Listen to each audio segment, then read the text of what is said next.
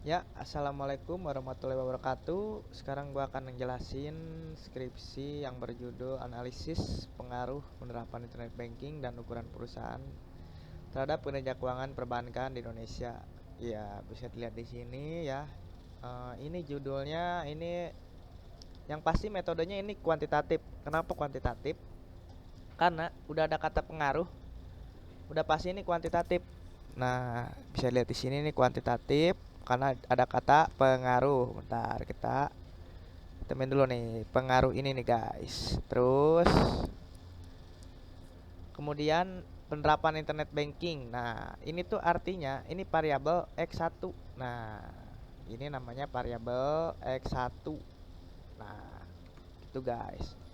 Terus ukuran perusahaan dan ukuran perusahaan dan nah kata-kata dan itu berarti ada kata X tambahan. Ya ini berarti ini X2.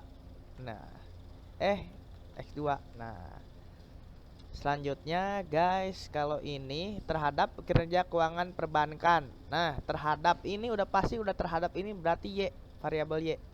Nah, dijelaskan sini kinerja keuangan perbankan. Nah, berarti kinerja keuangannya aja yang kita ambil. Ini variabel Y. Nah, gitu guys.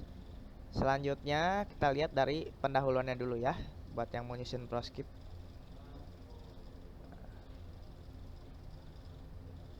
Nah, kalau di sini pendahuluannya tuh bisa dilihat di sini adalah latar belakang penelitian. Nah, apa sih latar belakang? Latar belakang itu artinya fenomena penelitian. Nah, begitu guys.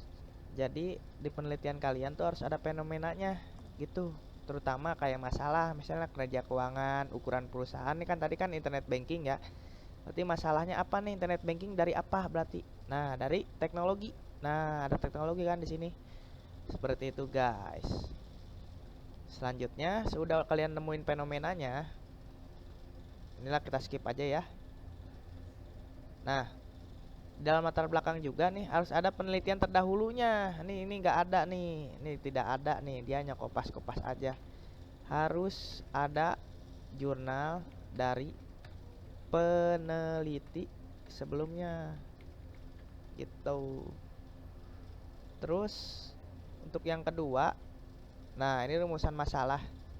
Rumusan masalah karena X1 nah, dan X2 terhadap Y berarti ada 3. Apa sih kak? Kenapa kok ada 3? Nah, kenapa ada 3? Yang ketiga ini adalah untuk simultan.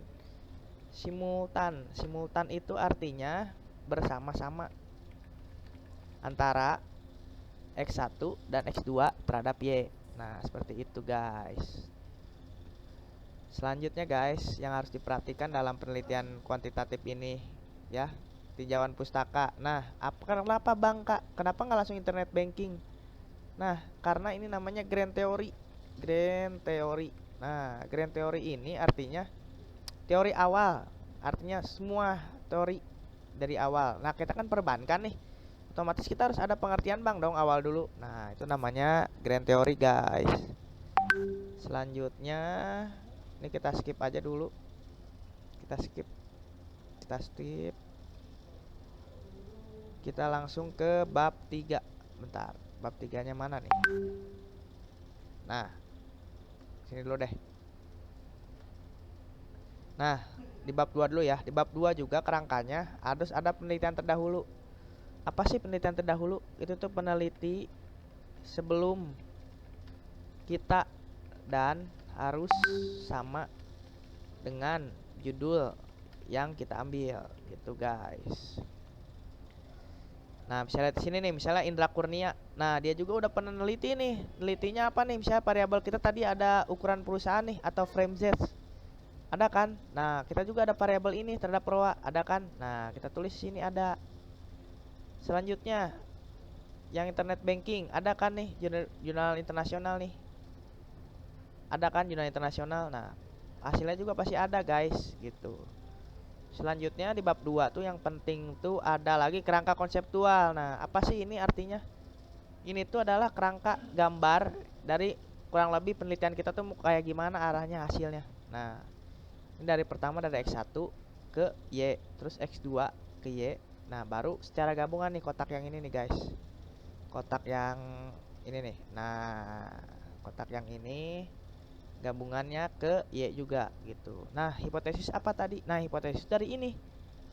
Yang pertama, pengaruh penerapan internet banking terhadap kinerja keuangan. Nah, ini nih, internet banking kinerja keuangan. Terus yang kedua, pengaruh ukuran perusahaan terhadap kinerja keuangan. Ini ukuran perusahaan ke sini.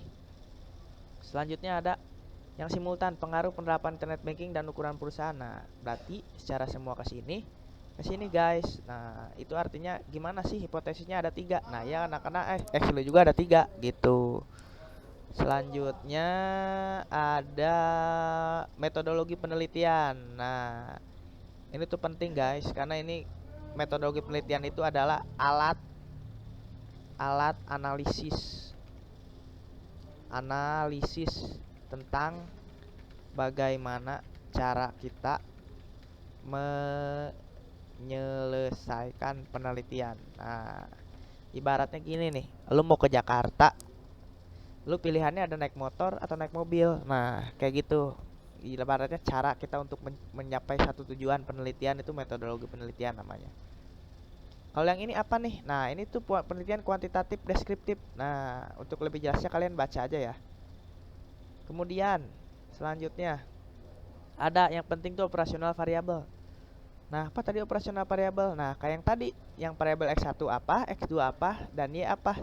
Lebih bagusnya ditabelin kayak gini nih guys. Nah, variabelnya apa, definisinya apa, internet bankingnya kayak gimana, jumlah transaksi, dan skalanya apa nih, rasio gitu guys. Kemudian di sini ada sampel. Nah, kalau populasi dan sampelnya ini berhubung ini datanya adalah data sekunder. Apa sih data sekunder? Dari data dari laporan keuangan guys. Nah, saya dilihat di sini. Nah, ini populasinya ini adalah seluruh perbankan yang tergolong dalam bank buku 4. Kenapa bank buku 4? Karena kita nelitinya hanya bank buku 4 dong. Otomatis kita yang populasinya adalah semua bank buku 4. Kemudian sampelnya. Sampelnya ini kita pakai purpose sampling. Nah, ini anak ini nggak di ini nih. Mestinya harus ada nih. Namanya purpose. Purpose sampling, gua lupa dan nulisnya gimana. Nah, ini tuh ditentukan penulis. Nah, kriterianya kayak nomor 1 ini, nomor 2 ini, nomor 3 ini. Nah, berdasarkan kriteria tersebut diambil. Nah, ini berarti 5 bank ini cocok kepada kriteria yang ini, guys. Jadi diambilnya secara gini. Selanjutnya adalah, nah udah kita lewat metode. Nah, metode ini ada karena statistiknya tanpa kuesioner. Jadi lu lihatnya metodenya. Pertama itu adalah uji asumsi klasik. Uji asumsi klasik itu apa sih? Terdiri dari apa aja? Yang pertama dari normalitas, terus multikolonialitas, harus ada deskripsi kalian. Terus heterokedastisitas dan autokorelasi. Nah, ini wajib ada ya di bab 3 kalian untuk menuju bab 4 kalian gitu.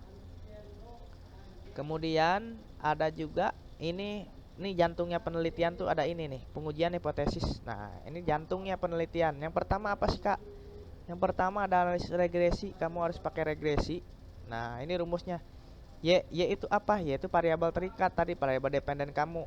Nah, A itu apa? Konstanta. Nah, B itu beta. Nah, beta 1, X1-nya berapa nih nanti? X2-nya berapa? Dan E itu adalah error atau faktor kesalahan, biasanya 5% ya guys ya. Terus selanjutnya ada pengujian hipotesis. Nah, koefisien determinasi apa sih yang dimaksud ini? Ini tuh determinasi buat mempengaruhi seberapa ngaruh variabel X1 X2 kamu terhadap Y, berapa persen sih ngaruhnya kayak gitu. Terus kemudian ada uji simultan atau uji F. Nah, uji F ini adalah digunakan untuk pengaruh seberapa besar pengaruhnya antara X1, X2 terhadap Y yang tadi yang digambar tadi loh, yang X1, X2 terhadap Y atau hipotesis 3. Kemudian ada uji T. Uji T ini digunakan untuk apa guys? Nah, uji T ini untuk secara parsial tadi yang H1 sama H2. Nah, itu namanya yang harus ada di kalian, hipotesis 1, hipotesis 2 dan hipotesis 3-nya yaitu simultan. Nah, seperti itu guys ya, lihat lebih jelasnya yang digambar tadi ya. Nah, segitu aja sih guys dari gua untuk bab 3. Kurang lebih harus ada ya. Terus untuk bab 4 nih, gimana nih bab 4 nih? Ntar ya di video gue selanjutnya. Oke.